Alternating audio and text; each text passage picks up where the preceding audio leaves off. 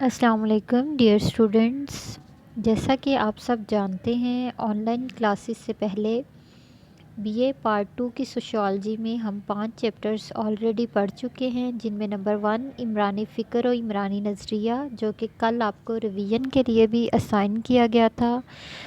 اس کے بعد ہم نے دیکھا کہ مسلمان مفکرین نے عمرانی نظریات میں کون کون سے افکار چھوڑے ہیں، جن میں شاہ ولی اللہ، امام غزالی، ابن خلدون اور علامہ محمد اقبال کے عمرانی نظریات ہم نے پڑھے ہیں۔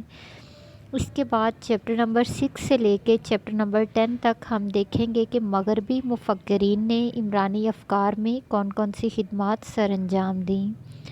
سب سے پہلے ہم چیپٹر نمبر 6 آگسٹ کامٹ سے آغاز کریں گے۔ آگسٹ کامٹ، جیسا کہ آپ جانتے ہیں، جدید عمرانیات کے بانی تھے۔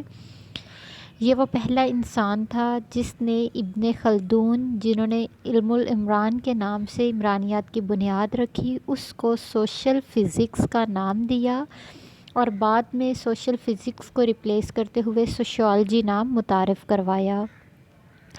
آگسٹ کامٹ اس لیے جدید عمرانیات کے بانی کہلاتے ہیں کہ انہوں نے عمرانیات کی بنیاد سائنسی اصولوں پہ قائم کی۔ ان کے مطابق عمرانیات یا سوشیالوجی ایک ایسا سبجیکٹ ہے جو معاشرے کا مطالعہ سائنسی اصولوں پہ کرے گا، جیسا کہ فزکس جو ہے قدرت کے اصولوں کا مطالعہ سائنسی قوانین سے کرتا ہے۔ اس کے بعد سوشیالوجی کی ابتدا میں اس ٹائم کے معاشرتی حالات و واقعات کا اہم کردار ہے۔ آگسٹ کامٹ، جو کہ فرانس کے رہنے والے تھے، اس دور میں فرانس کے صنعتی انقلاب سے بے حد متاثر ہوئے۔ انہوں نے دیکھا کہ کس طریقے سے فرانس کے صنعتی انقلاب کے نتیجے میں معاشرہ تغیر و انقلاب سے گزر رہا تھا۔ معاشرتی حالات و واقعات تیزی سے تبدیل ہو رہے تھے، مادی ترقی کا دور تھا، لیکن اس مادی ترقی کے ساتھ ساتھ ہمارے رسم و رواج پرانے تھے، جس کی وجہ سے معاشرے کے اندر ثقافتی خلا پیدا ہو گیا۔ لوگوں کے اندر تہذیب و تمدن کی کمی تھی، وہ جن مسائل کا شکار تھے ان کو سمجھنے سے قاصر تھے۔ لہٰذا آگسٹ کامٹ نے اس ضرورت کو مد نظر رکھتے ہوئے 1836 میں سوشل فزکس کو سوشیالوجی کا نام دیا، اور اس طرح سوشیالوجی کو رسمی طور پہ سوشل سائنسز میں ایک مقام حاصل ہوا۔ آگسٹ کامٹ کے مطابق سوشیالوجی قدرت کے اصولوں کی طرح معاشرے کے حالات و واقعات کا مطالعہ عین سائنسی اصولوں پہ کرے گی۔ اس کے علاوہ آگسٹ کامٹ کو فعلی مکتبہ فکر، جو کہ آپ چیپٹر نمبر 1 میں ڈیٹیل میں پڑھ چکے ہیں، فنکشنل اسکول آف تھاٹ کے بانی بھی تصور کیے جاتے ہیں۔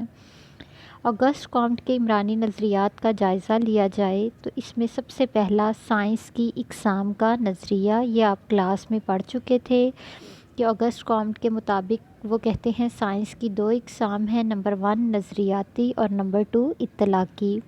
نظریاتی، انڈر لائن کیجیے گا، وہ سائنس ہے جس میں سائنس کے اصول بیان کیے جاتے ہیں۔ ان اصول و قوانین کی روشنی میں معاشرے کے حالات و واقعات پہ غور و فکر کیا جاتا ہے، اس کے نتیجے میں مفروضے بنتے ہیں۔ دین ہم ان مفروضوں کو تجربے کی مدد سے ٹیسٹ کرتے ہیں اور اس طرح حقائق تشکیل دیے جاتے ہیں۔ اس کے بعد نظریاتی علم کو جب ہم عملی طور پہ استعمال کرتے ہیں تو وہ اطلاقی سائنس بن جاتا ہے۔ نظریاتی علم کو استعمال کرتے ہوئے ہی ایجادات اور دریافتیں کی جاتی ہیں۔ آگسٹ کامٹ نظریاتی سائنس کو مزید 2 اقسام میں کیٹیگرائز کرتے ہیں، نمبر 1 بیانی سائنس اور نمبر 2 مجرد science, descriptive versus abstract science.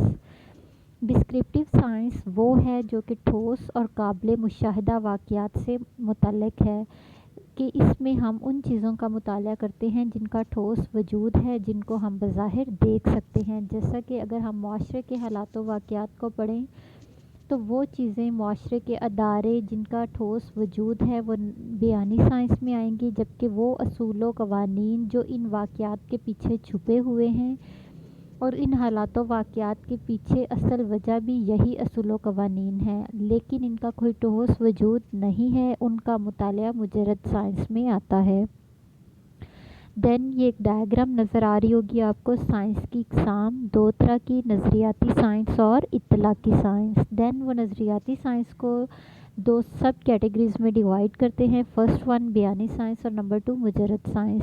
इनको समझाने के लिए आपको क्लासरूम के सेटअप की मिसाल पेश की गई है कि जो टीचर आपको लेक्चर देती हैं उन मालूमात का हसूल नज़रियाती साइंस है। उस इल्म को हासिल करते हुए जो आप प्रैक्टिकल करेंगे वो इत्तलाकी साइंस है। उस तजर्बागाह को जो आपने प्रैक्टिकल परफॉर्म किया उसमें जो ठोस चीज़ें थी उनको लिखना बयानी साइंस है। उस अमल के पीछे छुपे हुए कवानीन असूल जो हैं जिनको हम बज़ाहिर देख नहीं सकते वो मुजरद साइंस का हिस्सा हैं। यहाँ तक ऑगस्ट कॉम्ट का एक टॉपिक मुकम्मल हुआ है, साइंस की इक़साम का नज़रिया और उसके हालात ज़िंदगी। हालात ज़िंदगी में एक और क्वेश्चन भी है कि इमरानियत की इब्तदा में कौन से मुहर्रिकात शामिल थे। इसमें आप फ़्रांस के सनती इनकलाब की रोशनी में इमरानियत की इब्तदा लिखेंगे। ये दो लॉन्ग क्वेश्चंस आज के लिए प्रिपेयर कीजिएगा। ये हम ऑलरेडी पढ़ चुके थे, ये जस्ट आपको रिवाइज़ करवाने के लिए मैंने दोबारा से ब्रीफ़ किए हैं। इंशाल्लाह कल हम इसका थर्ड बाकायदा 3 मरहलों के कवानीन का नज़रिया स्टार्ट करेंगे। अल्लाह हाफ़िज़।